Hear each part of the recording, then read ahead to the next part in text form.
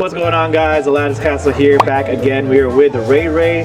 Last time we were with Rey Rey, we were interviewing him about the best cards from Arcadia's Island. Correct. Which I don't think we had a top 3, really.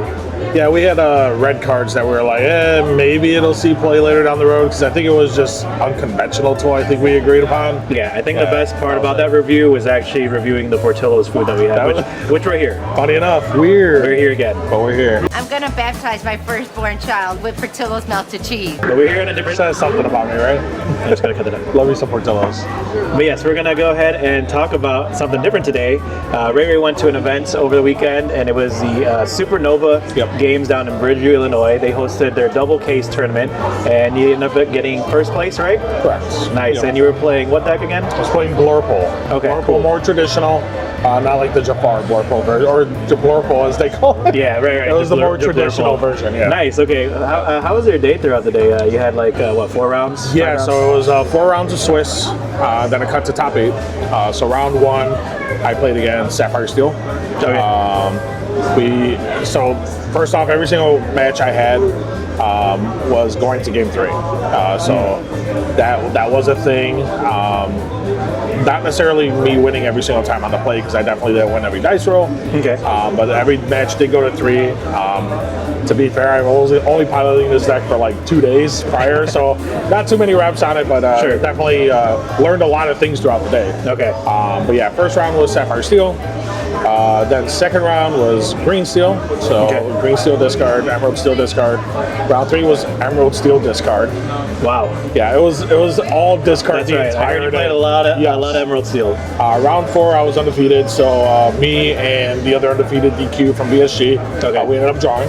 Okay. Or IDing, and then we went into Top Cut. Okay. So then the first round of Top Cut, I played co-teammate Tomas on yellow-green discard. Oh man, okay. And we already know he performs really well with that deck. Yes. From World Class Cards that he was at the weekend prior. Yes, right. So I was actually kind of nervous going into that round, because I know he runs like the under the season stuff like that, so a lot of the cards I play, like Genie and whatnot, are prone to that. Sure. So I was kind of nervous going into that match, but it ended up working out. I ended up winning in 3. Okay. Then the next round I played Johnny again. He was my round 3 opponent in Swiss, so we played him in top 4. Nice. He was also on Emerald Steel discard. Okay. And in top 4 we did end up splitting, so everybody walked away with a box and 6-pack, so that was cool. Okay, nice. But we ended up still playing it out, because that event was being streamed by Backseat Geniuses. So then in the finals, it was just Lords of Lore representing, man. Lords of Lore representing. Me versus Sean. Wow. And it was a close couple games. I did see those games. Yeah, the first game was, I think the first game was the closest game we had. Yeah. Game 2, he just slaughtered me. He had like the perfect hand. Yeah. And then game 3, I had this card. It's my favorite card in the deck. I've been kind of in a rut lately, you know. Like I come from Red Blue, Hiram, you know. Yep. We remember that. R.I.P. Hiram. Yeah. But there's a new rat in town. You know. There's a new rat. We'll see. Yeah. We'll see about that one. Yeah. Nice. And then you ended up taking it all. Yeah, I ended up winning it all. So yeah, it was a fun event. You know, shout out to them. They ran a very solid event. They were, you know, it was definitely smaller. It was 16 players, but we definitely had, you know, some of the best players. Yes, from very the competitive field for sure. So like most of the top 8 were definitely people that we've seen top 8 before, and then even people that didn't make it, you know. It was just some games that unfortunately they got knocked out because they were, you know, friendly fire. You know, like Balti unfortunately had to get some friendly fire, and same with Santi. So but you know, they're still phenomenal players. So the field was definitely pretty decent. Yeah. Awesome. Well, let's go ahead and with the deck profile. Yeah, absolutely. All right. Let's see what we're running here. So as per normal, we run 4 popsicles. That's kind of a no-brainer per se. I think if you're running blue right now, popsicles are kind of the way to go. Sure. After that, as we know, we have our turn 2 ramp. So we have sail, 4 sails, and 4 Tipos. Yep, ramp. You have to pretty much hard mulligan for the turn 2 ramp. All the games I lost, most of the games I lost at least, where I didn't find turn 2 ramp, Sure. it was guaranteed loss. Like, it was very hard to come back from that, especially if you don't have turn 1 Popsicle into Belle, which is the next card. Yeah. You know, you're pretty much going to probably lose that match because you're already so far behind. Yeah. And against certain aggro decks, like that just puts you way back. Yeah, absolutely. So if you don't see turn 2 ramp, even if you have Popsicle and Belle, Yep. like depending on what deck you're playing, like sometimes you just have to hard mulligan for the turn 2 ramp. Sure. If you have Popsicle, Belle, and Friends, and you're on the play, I think that's fine to keep because you have a chance to find the turn 2 ramp. But turn 2 ramp is very vital for this deck to function pretty well. Yeah, that makes sense. So, yeah, Popsicle, turn 1. I think one of the games on stream you did miss a turn 2, right? Ramp? Yeah, that game I just lost pretty hard. Right. So Belle, very powerful, as everybody knows. They were kind of complaining about that card at the beginning because in Blue Steel you have all the songs you can play, but as we know, there's some pretty good songs you can sing from the purple side, right? Yep. So turn 1 Popsicle, banish the Popsicle into Belle, sing Friends, very powerful. Very hard to lose that type of game when you have an opening like that. Oh yeah. But doesn't mean you can't lose it. Of course. But it's a very strong turn 2 play. If you're missing the turn 2 ramp, you're pretty good at probably finding it at that point. Yeah. And then I'm also running 3 Into the Unknown. So this is a new set A card. Yeah. I won't lie, playing against this card, I almost never played this card unless I top decked it at the end. Just because I was definitely playing against a lot of 2-drop Ursula decks. Playing against green discard, you're probably going to be inking most of your songs. These are the only songs I am playing, so if I'm up against a green deck with Ursula, you're probably going to be inking these cards. So that's why this card's still not that bad, because it is inkable. Right. But you know, especially green steel, like they have a lot of warded characters, so it's not really any character that's this really is kind of a dead card against that matchup. But you know, one of the boogeymen out there right now is Amber Seal with Rhino. So if they turn 1 Rhino on their turn, you turn 1 into Belle, and then they shift Rhino.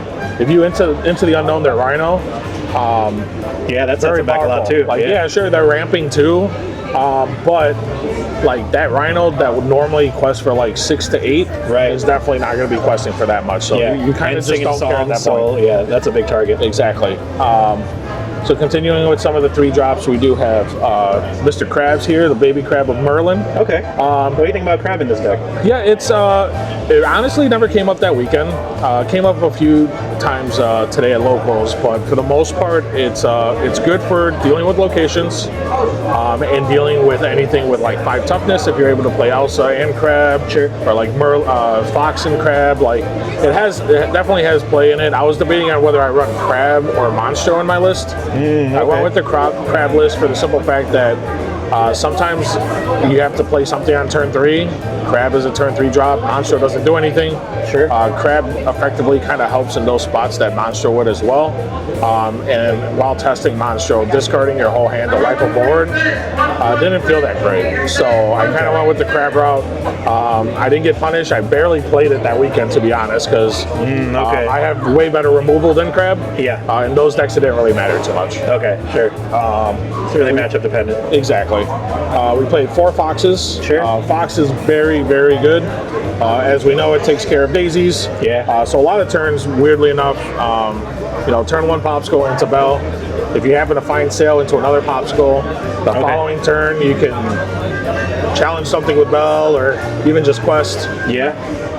Bounce it back with Fox to then pop the second Popsicle to replay Belle. There's a lot of synergies Fox can do. Returning Tamatoas back to your hand. Hades, right? Like returning any of your big enter play effects are pretty strong in this list. One of the big 3-drop MVPs of the list is Peter Pan. Oh, sure, Especially that day, I can't tell you how many times I made a Diablo player, turn 1 Diablo player cry when they see that in my opening hand. That's true, yeah. So good. Yeah, they were still playing the 3-drop song that gives resist 2. Okay. I'm Still Here, I think is what it's called. Yeah. But if they do that, that's fine. Like, you just take back a turn, you don't play it. Okay. Or even if after ramping, or if you miss ramp, just playing this as a potential setup for the next card, which is Iago, is pretty powerful as well, because Peter Pan can sing friends, sets up the Iago.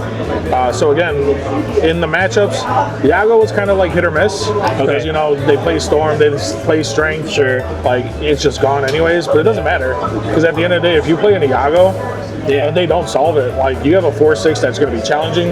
Right. It's going to be getting so much value. Any purple mirror, any card that can remove it, so good. Yeah, and it trades up pretty well, and a very big willpower. Yes. That helps with Belle. The 5-drop Belle is. We'll talk about that a little later, but this card with Belle is just bonkers. Wow. Okay. Obviously, Genie's pretty good. Okay. Pay for, so it's always, obviously, these are some of the reasons why turn 2 ramp's so important.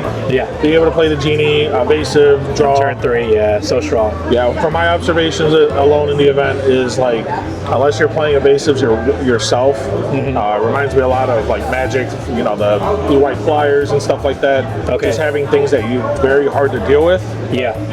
Early on. Just gain infinite, or gain a good amount of lore early game. So sure, they have muses, they can bounce it. So they can keep bouncing it, or you're just going to keep drawing the card. Okay. So don't always play it after muses, obviously. If you have better lines, but definitely a lot of value you could do. Yep. So one of the things that came up pretty much a lot was 3 Finders Keepers against this card. Okay. Draw 3 cards, pretty good. If you have no removal, or they have nothing on the board, and you're just looking for other things to do, or you have nothing to do, and all you have is removal, drawing 3 cards is pretty good. Yeah. Allows you to find other things that you may need for later on. Hiram was the problem, right? Hiram was indeed the problem. One of the reasons why I came to this deck is because it draws just as much as Blue-Red used to. Oh, God. The removal is a little different in this game, as we know, or in this particular deck, but Elsa, again, very powerful. So in those situations where, turn 1 Diablo, turn 2 shift into Diablo. Okay. But you're also doing the turn 2 ramp. Yeah. So Peter Pan maybe not so good. You can play something else, whether it be Genie or something. You have a body. But then Elsa is coming in the next turn. Okay. So Elsa is very good. It helps set up the Into the Unknown. Okay. If you have a singer on the board. So Elsa comes up very clutch later on in the game to help set that up. Another thing, she has 5 willpower. So I think one of the toughest parts of learning this deck is definitely understanding how to use Belle properly and how her removal works. Okay. You have so many ways to remove cards. Like, you can do Elsa and Crab, you can do Belle, all this stuff. Yeah. So really understanding how to, like, properly, transfer that damage. Transfer the damage over, and playing it so that you're not only going wide on your side of the board, but also being able to present enough lore that you can start winning the game. Right. And this is like an Rhino card too, right, in a way? Yeah, absolutely. So there was yesterday and today, there were times, like, even just transferring 1 damage alone will allow, like, my Belle, my 3-drop Belle, or even my Tipo to potentially challenge into a Rhino and get value, because it gets past the resist. Sure. So getting past the resist is very important. There was one turn where my opponent, like, did the I'm Still Here on the Diablo. Okay. And I'm like, okay, sure. And it was at a cove too, so it was a 3/3. I'm like, sure, sounds good. I had a Genie on board. I slammed the Genie into the Diablo. They look at them. They look at me all weird and wonky, like, why'd you do that? I'm like, because I'm gonna play Belle and move the 3 damage on my Genie to your Diablo. Yeah. So I mean, seeing those types of lines like Belle, like, it's okay to hurt your dudes, right? And don't trade up if you're able to get rid of a big threat on the board. Okay, because you could transfer any damage. Exactly. Another thing that people don't know sometimes is that you can transfer from opposing characters to your opponent's characters. So sometimes I think I did that to a 1-drop or a 2-drop Ursula once, where I just moved 1 damage until, like, their beast. Wow. So just to stop the draw. Nice. So Tamatoa, it's really just in there to recur the popsicles. It's another way to draw cards. It's a 4/5. It's a threat. Okay. Big body. 2. Yeah. Don't really need to explain that card. That's pretty self-explanatory. Of course. We have Hades over over here. Oh, yeah. Again, self-explanatory, spot removal. We have 4 of those.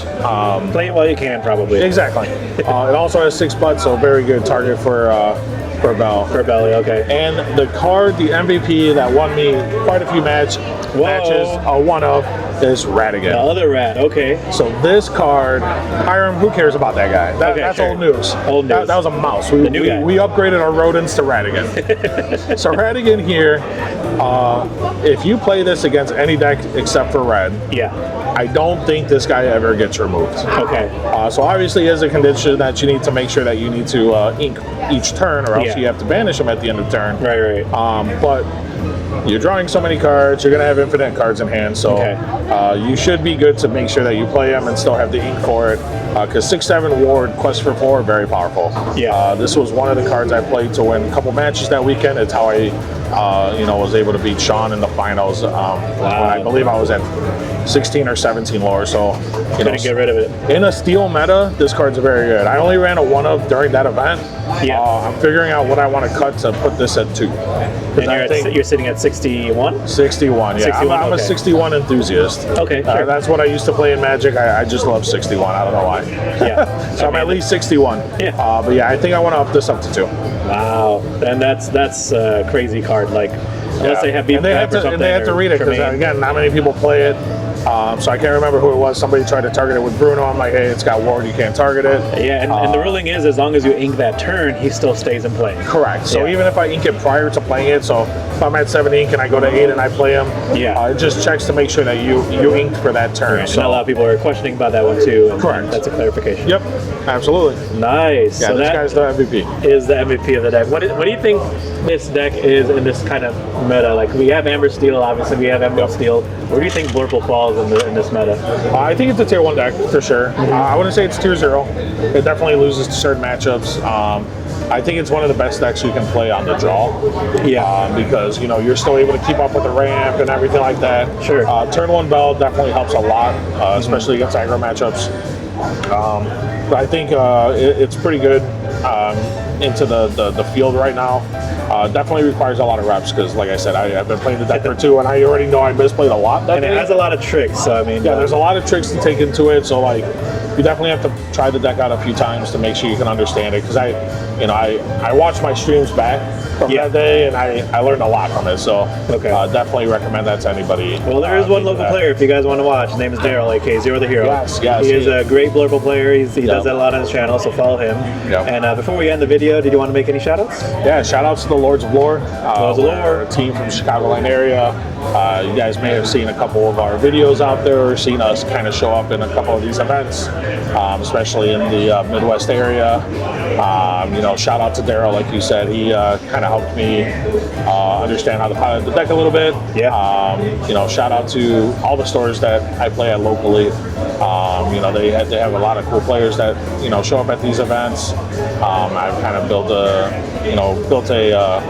kind of camaraderie, rapport with a lot of these players. So it's been cool interacting with everybody. Awesome. Shout out to you. Oh, you see that? Yeah. That's me. And all you guys that are watching. And also shout out to you. You're one of the captains of Lords of Lore. You've been doing a great job, mentoring everybody and leading the group. So thank you for all you do. And we will definitely see you more in the future videos. You got PPG events coming up. You'll be going there. You'll see me there. We have our BKU event. We got the BKU event, which is in July 13th. July 13th. That's when you're going to see us, Lords of Lore, versus Axie Geniuses. Yes, that is something you guys do not want to miss. That's going to be really hot, heated, great rivalry that started in the Chicagoland area, so you don't want to miss that. Sunset 1. Sunset 1. Sunset 1. So, a lot of events coming up. Oh yeah, we'll see. But I don't think they like the fact that we had 2 of our team. I mean, right now, yeah, we could talk about it. We're one up on them so far. One up on them. Yep. Not bad. All right, Ray, well, we will definitely catch you at more Portillo's adventures. I feel like this is just a natural habitat for us. This is where we go. This is what we got to do. We're done with locals. We come here. We feast like kings. All right, man. We will see you in the next video. All right. See you later.